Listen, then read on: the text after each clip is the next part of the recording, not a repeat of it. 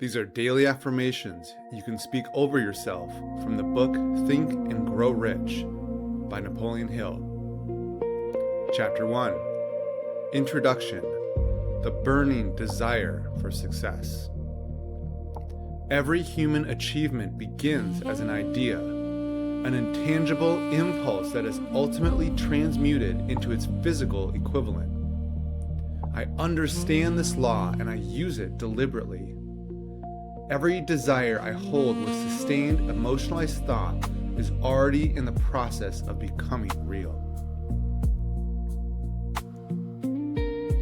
I have the ability to achieve whatever I can conceive and believe. This is not inspiration. That is the documented finding of 25 years of research into the lives of the most successful human beings of the modern era.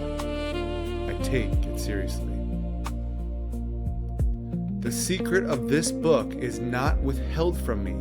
I am ready. I recognize it in every principle. I apply it in every chapter. And I am already experiencing the results of a mind deliberately orientated towards success. Chapter 2. Desire: the first step to riches. My desire for the life I want is not a wish. It is not a preference. It is a burning obsession that consumes my thought, directs my energy, and will not be satisfied by anything less than the specific outcome I have defined. I have committed to a definite goal. I have named the price I am willing to pay. I have set the date by which I will achieve it. I have written out my plan. I read my statement morning and night with full belief and full feeling. This is the method. I practice it without exception.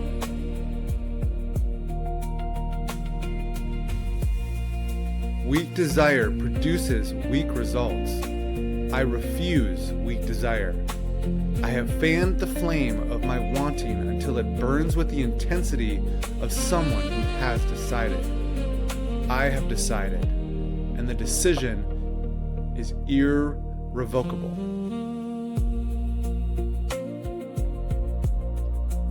Every great achievement in human history began with a person who wanted something so badly that the obstacle between themselves and the thing simply could not hold.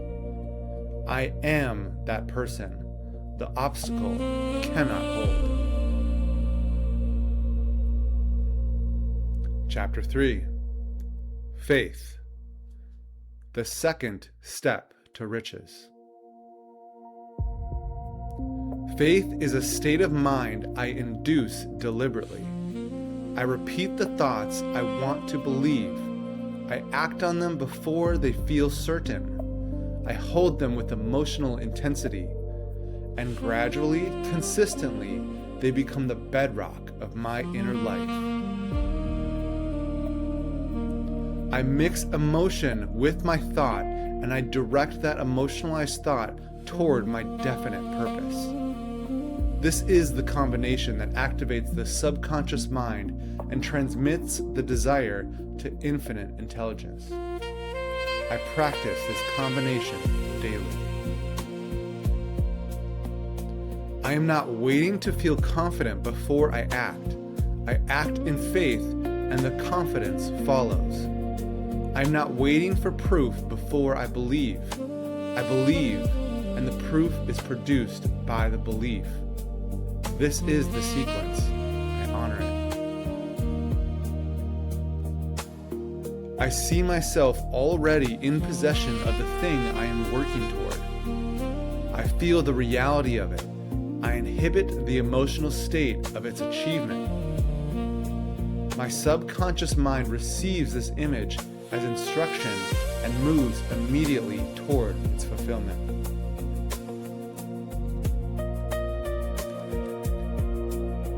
Chapter 4. Autosuggestion: the third step to riches. I am the author of every suggestion I accept into my subconscious mind. From this day forward, I accept the only suggestions that support my definite purpose, my worthiness, and my capacity to achieve the life I have chosen. I concentrate on my written statement of purpose with full emotional engagement. I read it aloud with feeling. I visualize its fulfillment as I speak. The combination of word, emotion, and image is the language my subconscious understands most clearly. I speak it fluently. The subconscious mind is not influenced by cold logic. It responds to emotionalized thought. I have learned to feel what I want to be true before it is evident, to generate the internal reality of my desire before it manifests in the external world.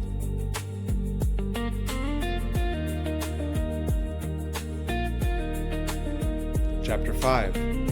Specialized knowledge. The fourth step to riches. I am committed to mastery in my chosen field. General knowledge is not the currency of success. Specialized knowledge, organized and applied with specific purpose, is what separates the person who rises from the one who stays stuck. I know what I need to know. I am actively acquiring what I do not yet know. I organize my knowledge into a plan, and I apply that plan with persistence. I never stop learning in the direction of my definite purpose. I have access to more knowledge than any previous generation in history. That access is not the advantage. The advantage is the discipline to acquire the right knowledge, organize it around a clear goal, and apply it consistently. I have that discipline.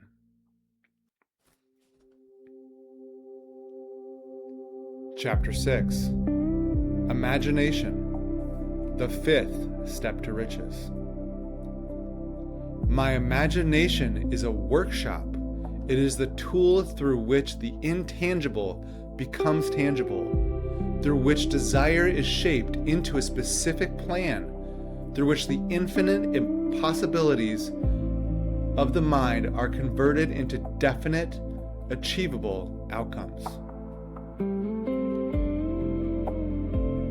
I use my synthetic imagination to organize existing knowledge into new combinations that serve my purpose.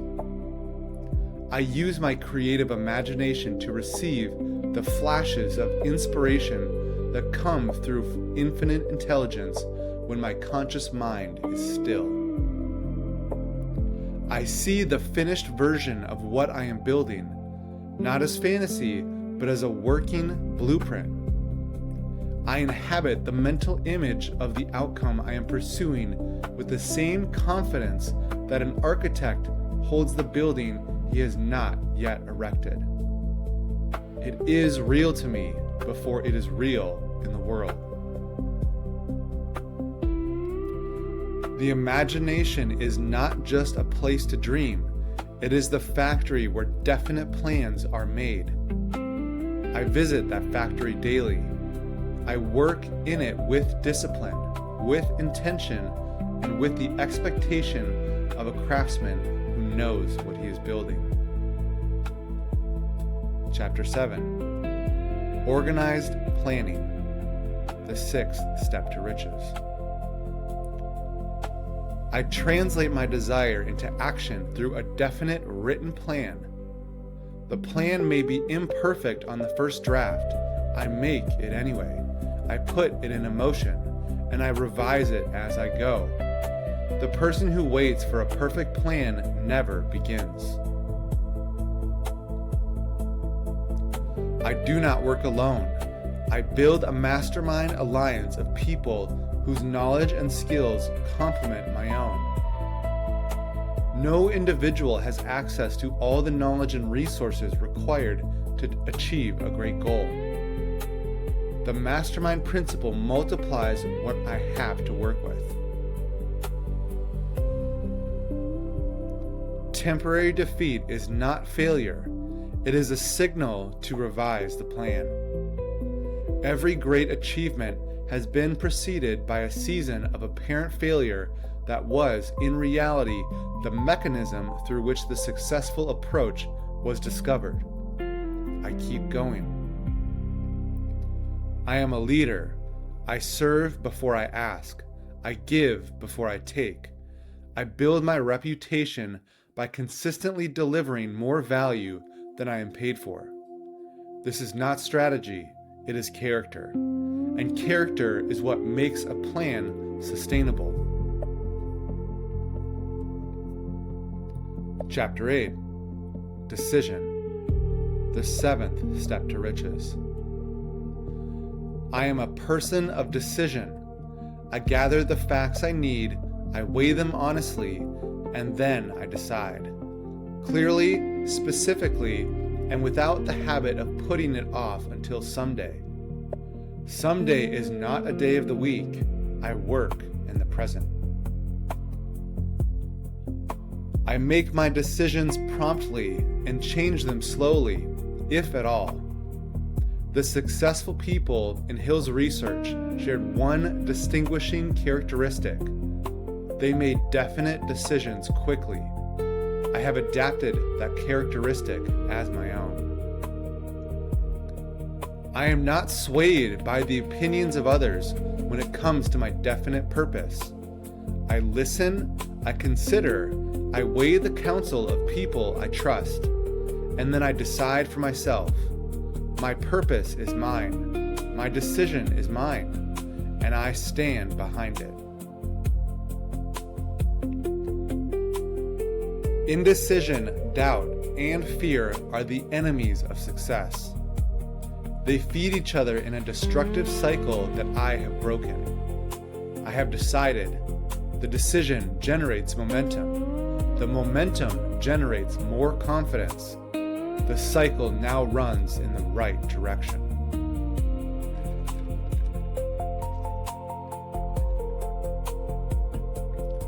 Chapter 9. Persistence. The 8th step to riches. I persist when others quit, not from stubbornness, but from a clarity of purpose so deep and so specific that no obstacle is large enough to justify stopping. I know exactly what I want.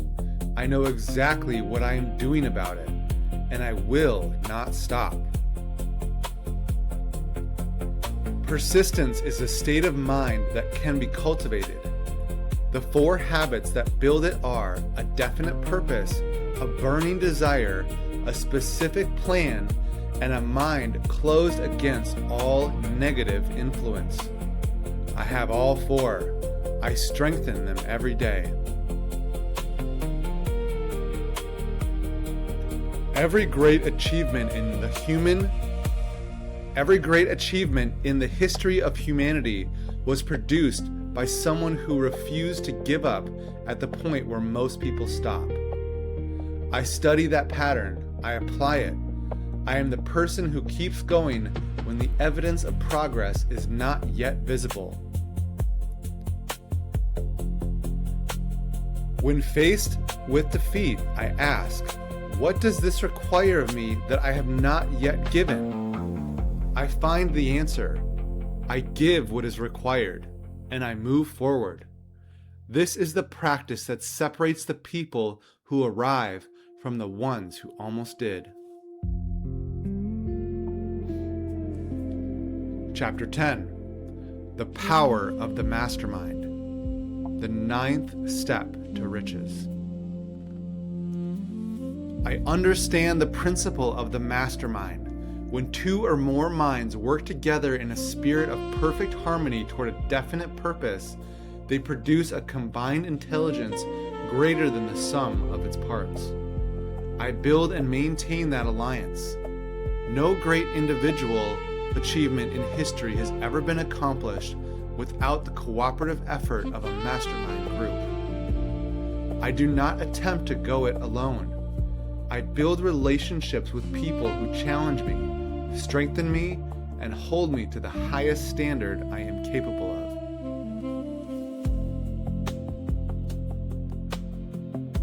of. I choose my inner circle with care.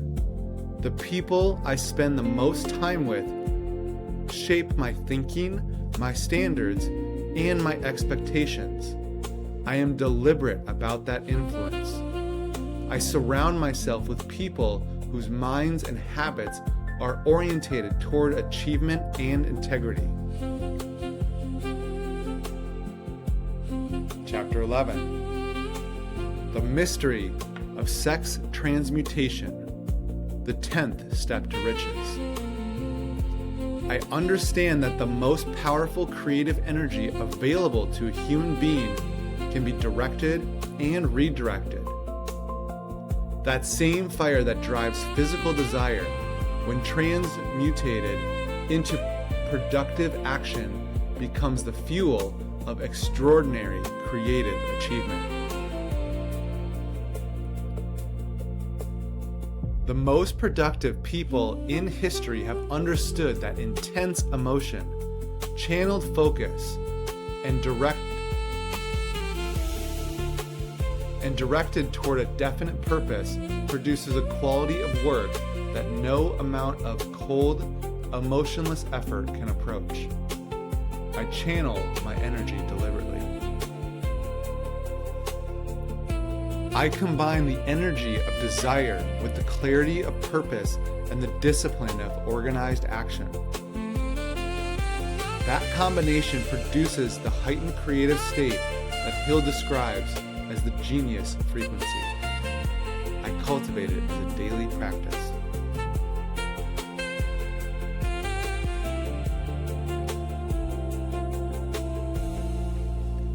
Chapter 12. The subconscious mind, the 11th step to riches. My subconscious mind is a field that is always being planted. I am the planter. Every habitual thought, every emotionalized belief, every repeated declaration is a seed. I choose what I plant with full awareness of the harvest I intend to produce. I impress my definite purpose on my subconscious mind through the combination of faith, desire, and autosuggestion practiced daily. The subconscious receives the impression and begins working on its manifestation, organizing resources, generating ideas, and creating the circumstances necessary for its fulfillment. The 7 positive emotions, desire, faith, love, sex, enthusiasm, romance, and hope, are the creative forces I use to impress my goals on the subconscious. I consciously cultivate these emotions and I bring them to every act of inner work I perform. I refuse to plant negative seeds. Fear, jealousy, hatred, revenge, greed, superstition, and anger are the 7 negative emotions that undermine the creative power of the subconscious. I recognize them when they arise. I do not water them, I replace them.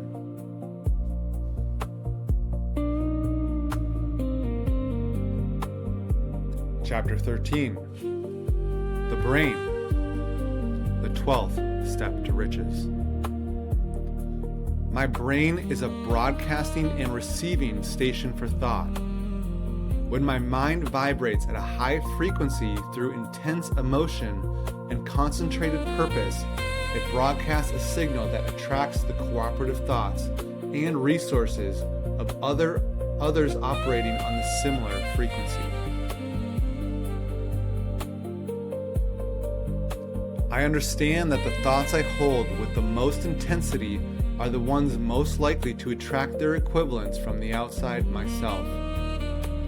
This is not mysticism. It is the practical observation of a mechanism that has been consistently present in the lives of every high achiever Hill studied. I tune my mental broadcast to the frequency of my desires. I do not broadcast fear, doubt, or limitation. I broadcast faith, purpose, and confident expectation. And I trust the mechanism to bring back what matches what I am sending out.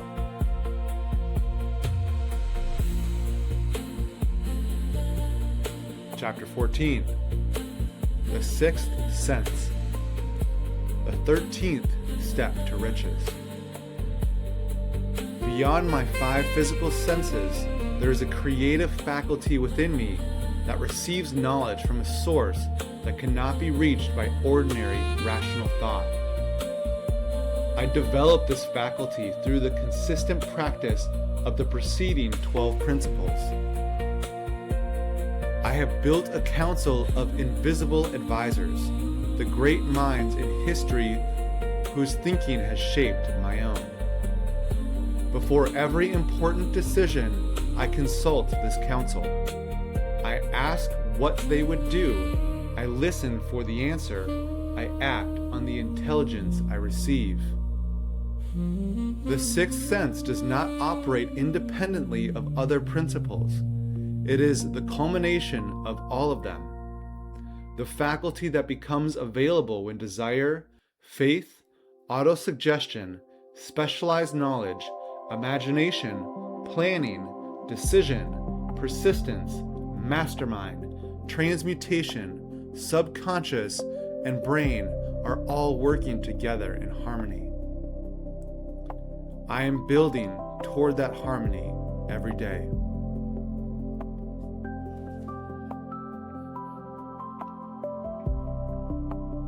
Chapter 15. How to outwit the 6 ghosts of fear. The final chapter. I have identified my dominant fears. I have named them.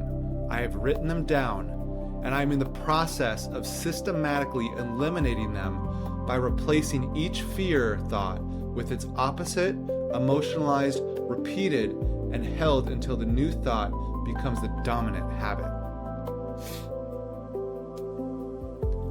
The fear of poverty no longer governs my decisions.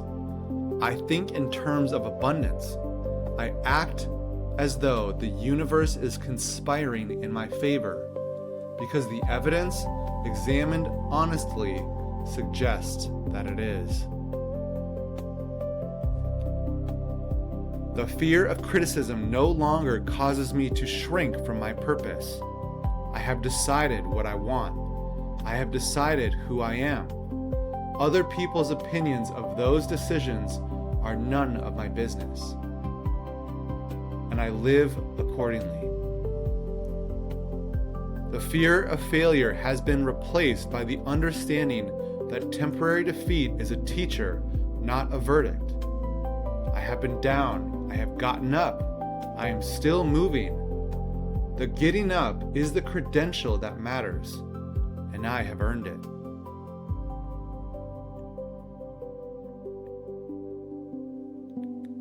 I am a free human being. My mind is under my own direction.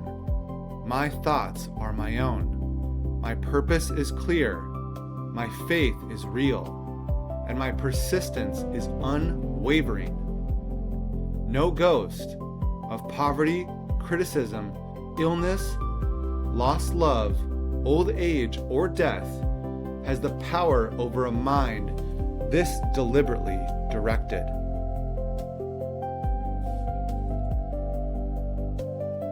Whatever the mind can conceive and believe, it can achieve. I hope this blesses you. Grace and peace.